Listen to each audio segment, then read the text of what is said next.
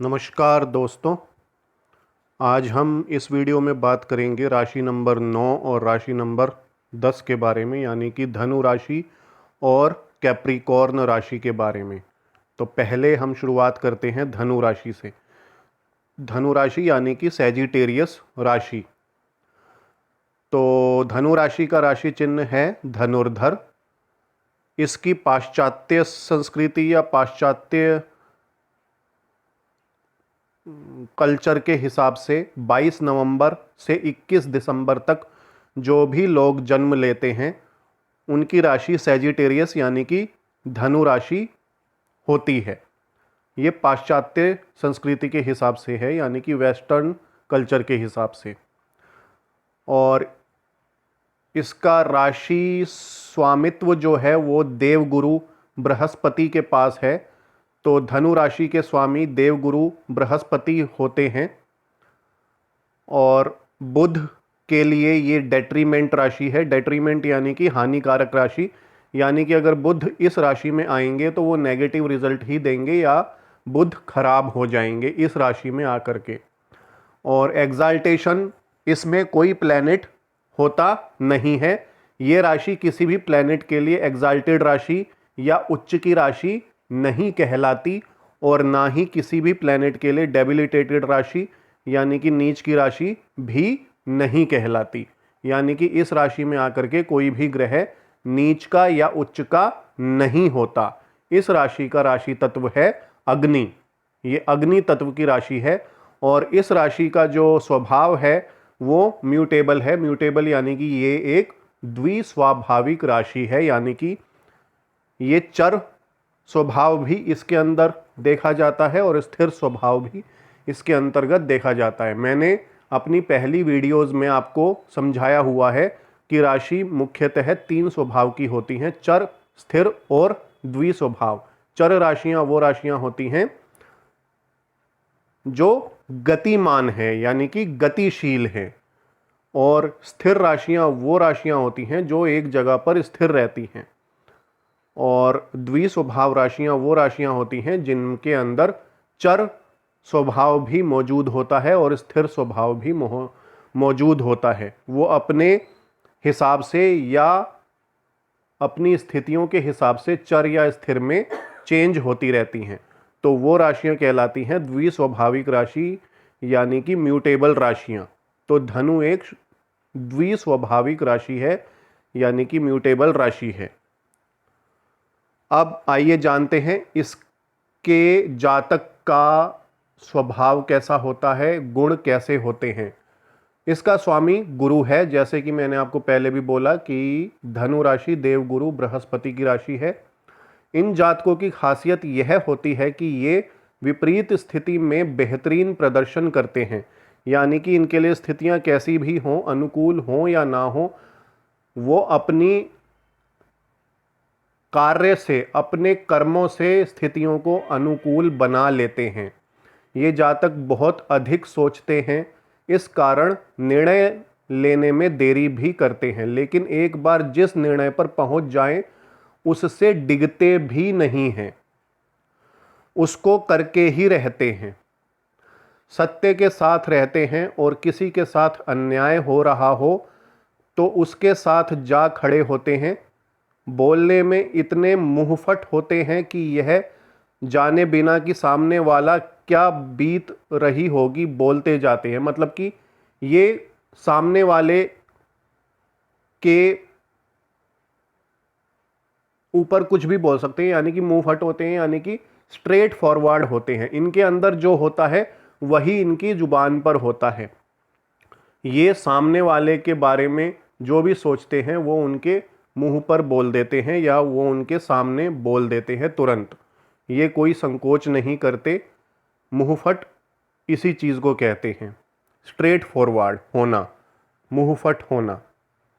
इन लोगों की बोली में ही व्यंग्य समाया हुआ होता है और ये जो भी बातें कहते हैं, जो भी सामने वाले को जो भी बोलते हैं, ये टॉन्टिंग वे में बोलते हैं। थोड़ा टॉन्टिंग वे होता है, थोड़ा व्यंग्यात्मक वे में होता है, इनडायरेक्ट वे में बोलते हैं। सीधी बात कहने की बजाय टॉन्टिंग में ही बोलते नजर आएंगे। अच्छे चेहरे मोहरे, सुगठित शरीर, लंबा चौड़ा ललाट, ऊंची और घनी भौहों वाले आकर्षक व्यक्तित्व को देखकर ही समझा जा सकता है कि यह धनु लग्न या धनु राशि प्रधान व्यक्ति है। ये नीडर होते हैं, साहसी होते हैं, महत्वाकांक्षी होते हैं और लोभी बहुत ज़्यादा होते हैं, अति लोभी होते हैं। लालच बहुत होता है इन लोगों के अंदर और आक्रामक होते हैं, क्योंकि अग्नि तत्व की राशि है तो आक्रामकता आएगी ही आएगी।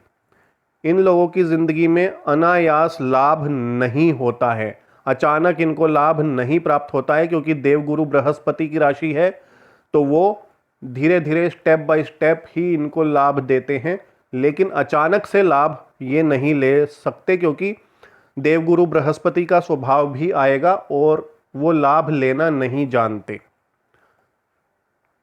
इन लोगों की जिंदगी में अनायास लाभ नहीं होता है। ये रिश्तेदारों के प्रति निर्मम और अपरिचितों के लिए नम्र होते हैं, अर्थात ये अपने घर में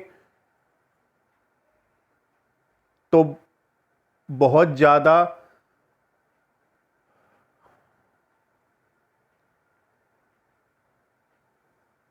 निर्मम यानी कि कठोर होते हैं, हार्ड दिल वाले होते हैं, कड़वी बोली बोल सकते हैं अपने घर के अंदर, लेकिन बाहर एकदम मीठी बोली बोलेंगे, दूसरों के सामने एकदम मुस्कुराते हुए प्रतीत होंगे, अच्छी नेचर के प्रतीत होंगे, लेकिन घर में वो कहते हैं ना कि घर में शेर है लेकिन बाहर भीगी बिल्ली, तो उसी हिसाब से इनका स्वभाव होता है।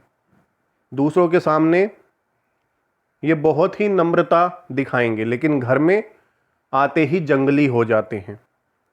तो ऐसा स्वभाव इनका देखा गया है और ये तेजी से मित्र बनाते हैं और लंबे समय तक उसे निभाते भी हैं। अगर किसी व्यक्ति की धनु राशि या धनु लग्न की कन्या से विवाह हो तो उसे भाग्यशाली समझना चाहिए, क्योंकि ऐसी कन्या अपने पति को समझने वाली और सही परामर्श देने वाली होती है। तो ये इनके कुछ गुण स्वभाव थे, इनके कुछ गुण अवगुण और स्वभाव मैंने आपको जानकारियां दी। आइए अब चलते हैं अगली राशि यानी कि मकर राशि यानी कि कैप्रिकॉर्न के पास। तो कैप्रिकॉर्न राशि 10th नंबर यानी कि 10 नंबर की राशि है राशि चक्र में, और कैप्रिकॉर्न का राशि चिन्ह है मगरमच्छ, इसी से इसका नाम मकर राशि हुआ है। मकर का अर्थ होता है मगरमच्छ। और इसके स्वामी शनि देव हैं, ये शनि देव की राशि है। तो शनि देव का स्वभाव जैसा होता है वैसा ही इन जातकों के अंदर स्वभाव देखा जा सकता है। मकर राशि का राशि तत्व पृथ्वी है और वेस्टर्न कल्चर के हिसाब से जो लोग 21 दिसंबर से लेकर के 20 जनवरी तक जन्म लेते हैं वो मकर राशि के अंदर माने जाते हैं। वेस्टर्न कल्चर के हिसाब से है ये, यानी कि पाश्चात्य संस्कृति के हिसाब से। और इसमें मंगल जो है वो एग्जाल्टेड रहता है, यानी कि मंगल देव के लिए यह उच्च राशि कहलाती है। मंगल देव अगर इस राशि में आएंगे तो वो उच्च के ग्रह हो जाएंगे, और बृहस्पति देव इस राशि में आकर के नीच ग्रह कहलाते हैं। तो बृहस्पति देव के लिए यह राशि फॉल राशि है, फॉल राशि है। और चंद्रदेव हमेशा इसमें नेगेटिव रिजल्ट देंगे। चंद्रदेव के लिए यह राशि हानिकारक राशि है या डेट्रीमेंट राशि है। चंद्रदेव यहाँ आकर के अच्छा फील नहीं करते हैं। इस राशि में आकर के चंद्रदेव बहुत ही बुरे रिजल्ट दे सकते हैं। वो डिपेंड करता है अलग अलग कुंडली के हिसाब से, क्योंकि पूरी कुंडली का अध्ययन करके ही हम यह जान सकते हैं कि कौन सा प्लेनेट किस जातक के लिए अच्छा है और किस जातक के लिए बुरा है। यहाँ मैं आपको जनरलाइज्ड जानकारी दे रहा हूँ। जनरल जानकारी के हिसाब से ये चंद्रदेव के लिए हानिकारक राशि है और चंद्रदेव इस राशि में आकर के, मकर राशि में आकर के नेगेटिव रिजल्ट देते हैं, नेगेटिव हो जाते हैं। तो अब आइए जानते हैं मकर राशि के जातकों का स्वभाव कैसा होता है, उनमें क्या क्या गुण और अवगुण होते हैं। ये जातक खर्चीले होते हैं, नीतिज्ञ होते हैं, नीति से चलते हैं। इनके लिए कानून व्यवस्था यही सब कुछ है, क्योंकि शनिदेव न्याय के ग्रह हैं, न्याय के देवता हैं, वो न्याय करते हैं। इसीलिए न्याय इन जातकों को बहुत प्रिय होता है। नीतिज्ञ होते हैं, न्याय प्रिय होते हैं, विवेक होता है इनके अंदर, बुद्धि होती है, बुद्धि युक्त होते हैं, वितर्क की शक्ति होती है, लॉजिक की शक्ति होती है, लॉजिकली सोचते हैं, विचारशील होते हैं, व्यावहारिक होते हैं, बुद्धि वाले होते हैं। इनमें विशिष्ट संगठन क्षमता होती है, इनमें लीडरशिप क्वालिटी भी होती है, क्योंकि शनिदेव न्याय के देवता हैं और शनिदेव में लीडरशिप क्वालिटी भी होती है। असाधारण सहनशीलता होती है, धैर्य होता है, स्थिर प्रवृत्ति इन्हें बड़ा संगठन खड़ा करने में मदद करती है, क्योंकि इनके अंदर असाधारण सहनशीलता है, धैर्य है, स्थिर प्रवृत्ति है। इसी कारण से यह संगठन खड़ा कर सकते हैं या किसी ऑर्गेनाइजेशन को चला सकते हैं, किसी ऑर्गेनाइजेशन को स्टार्ट कर सकते हैं और किसी ऑर्गेनाइजेशन के लीडर हो सकते हैं, क्योंकि इनके अंदर ये सब क्वालिटीज़ होती हैं। असाधारण सहनशीलता, धैर्य, स्थिरता, ये एक ही जगह बैठकर कार्य करना ज़्यादा पसंद करते हैं।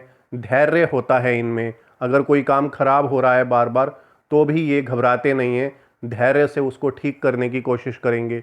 सहनशीलता होती है, कोई इनको गलत भी बोल रहा है तो भी ये सहन कर सकते हैं, कोई इनको मार भी रहा है तो भी ये यह सहन कर सकते हैं, आसानी से उनका नुकसान नहीं करते। तो ये सब गुण इनमें पाए गए हैं और इन लोगों को उपहास से हमेशा भय लगा रहता है, इस कारण समूह में बोल नहीं पाते। ऐसे में लोग समझते हैं कि ये लोग अंतर्मुखी हैं, जबकि ऐसा होता नहीं है। इस राशि का स्वामी शनि है, जैसा कि मैंने आपको पहले भी बोला कि शनिदेव मकर राशि के स्वामी हैं। शनि अच्छा होने पर ये लोग ईमानदार, सजग और विश्वसनीय होते हैं और शनि खराब होने पर ठीक उल्टा होता है। इन्हें एक साथी हमेशा साथ में चाहिए, तब इनका कार्य अधिक उत्तम होता है, क्योंकि ये अपने आप को व्यक्त नहीं कर पाते ना, व्यक्त करने में इनको प्रॉब्लम आती है, व्यक्त करने में इनको समस्या आती है। तो इनको व्यक्त करने के लिए, इनको अपनी बात रखने के लिए कोई ना कोई साथ चाहिए जो इनकी बात सबके सामने रख सके। तो इसलिए इनको कोई ना कोई साथ चाहिए होता है, और अगर कोई साथ मिल जाता है तो इनका कार्य अधिक उत्तम होता है।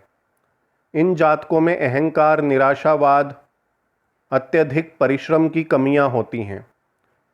मैंने कहा ना कि एक ही जगह बैठे बैठे काम करना चाहते हैं, तो इसको आलस्य भी कह सकते हैं या स्थिरता भी कह सकते हैं। अगर पॉजिटिव वे में देखा जाए तो स्थिरता है, अगर नेगेटिव वे में देखा जाए तो आलस्य है।